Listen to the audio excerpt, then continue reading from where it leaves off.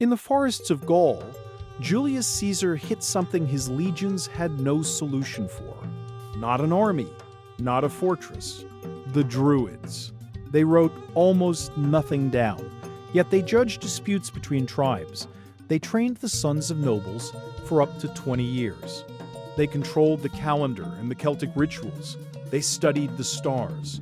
And they taught that the human soul never dies. Rome could kill these men. Rome could ban them.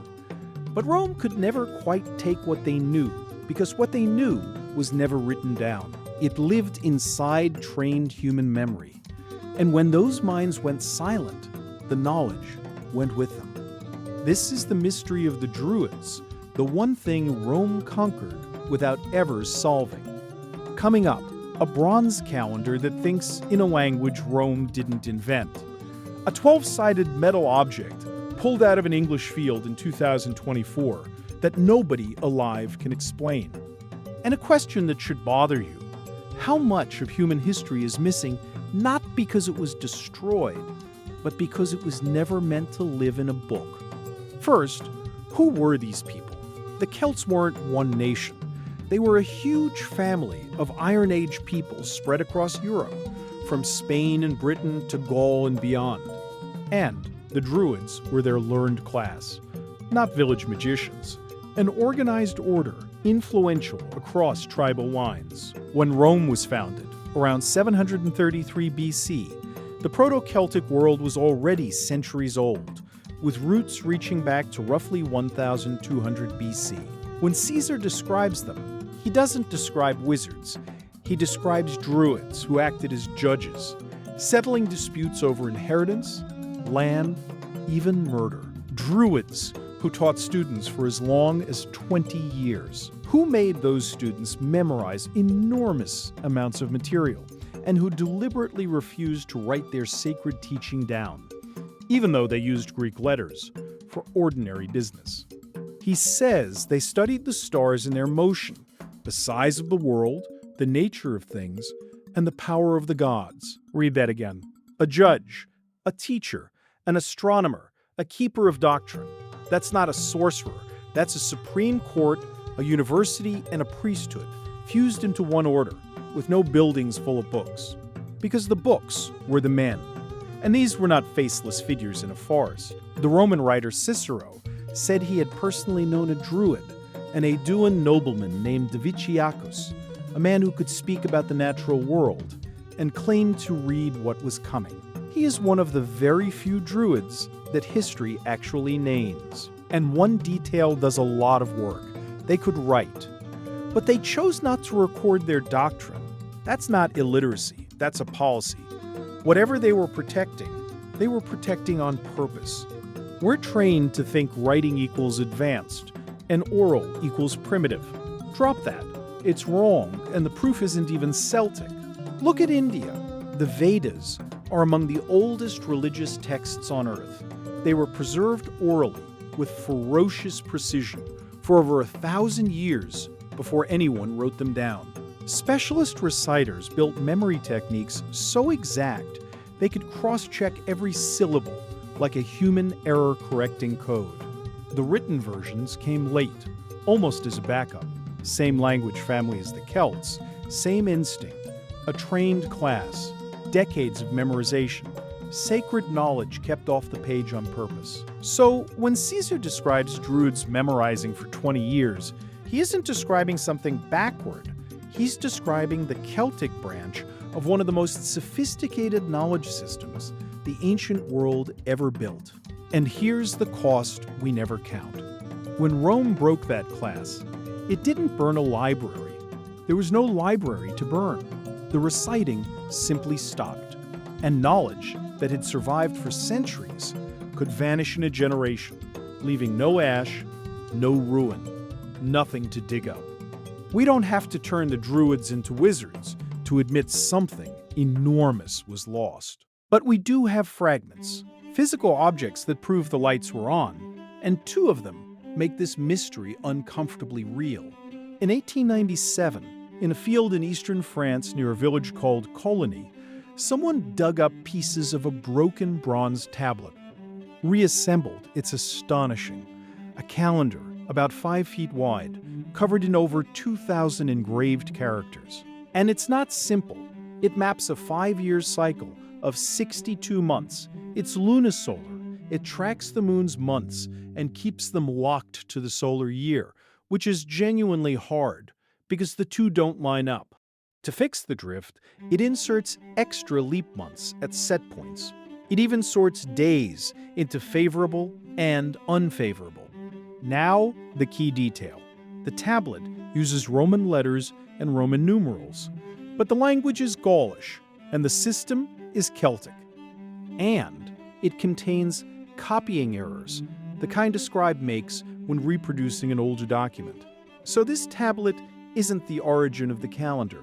It's a late copy of something much older.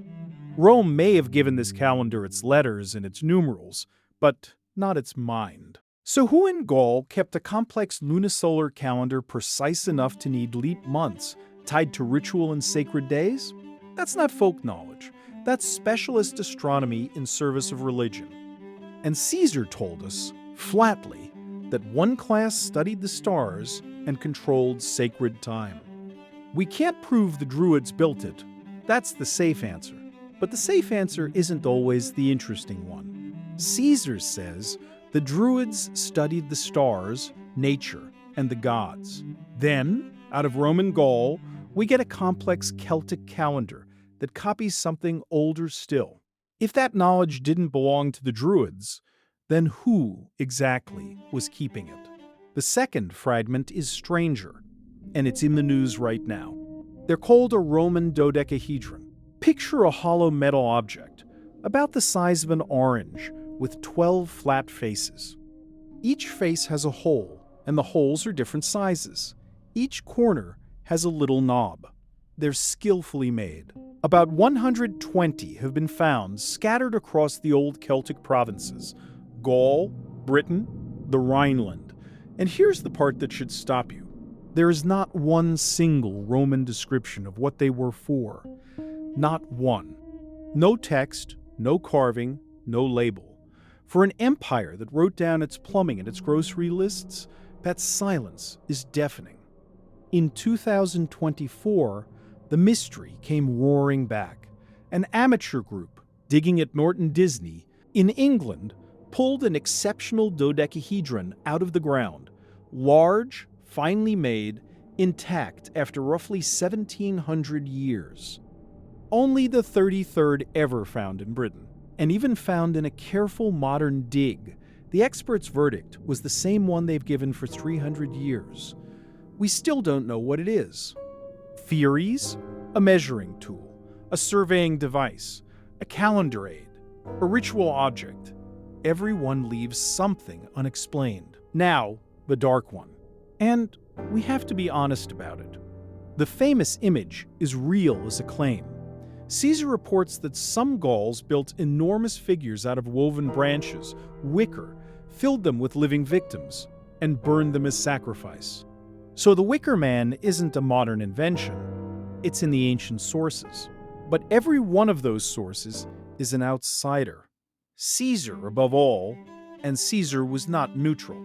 He was a general, actively conquering these people, writing for Rome, building the case that Gaul was savage, and his brutal war was justified. Stories of monstrous sacrifice are exactly what a conqueror needs to be true. Did it happen?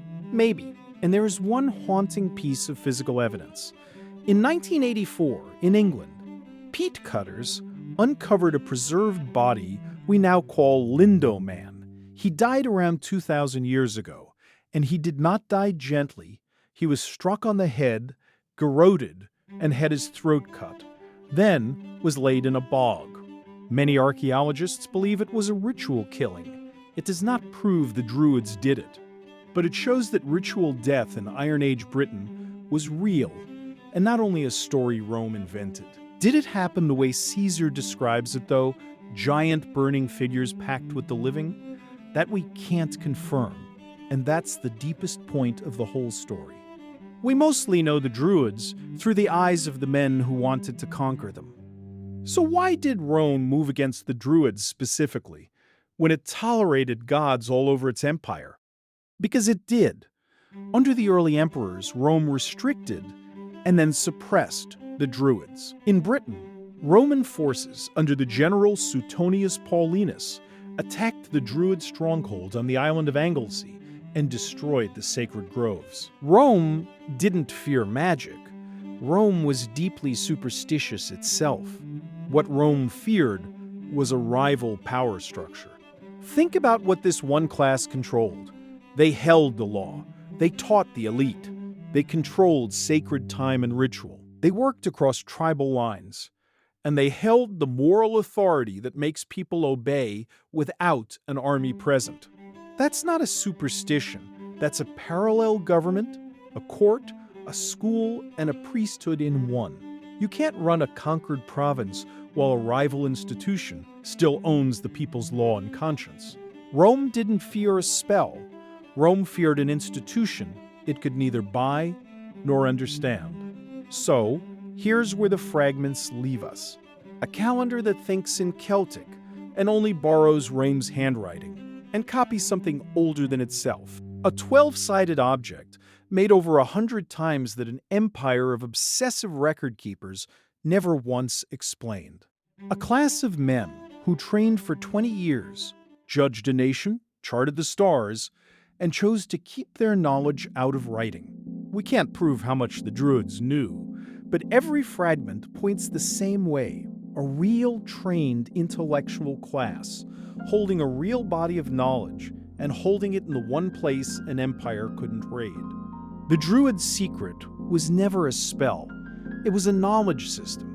One Rome could attack, ban, and scatter, but never inherit. Rome conquered the land. It captured the people. It just couldn't open the archive, because the archive had no door.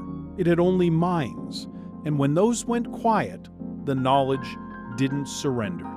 It simply disappeared. Which leaves the real question: how much of human history is missing? Not because someone destroyed it, but because it was never meant to live in a book at all. This has been Ancient Wisdom and Weird Statistics. There is another video waiting on the screen, and I think you are going to enjoy it. I will see you there.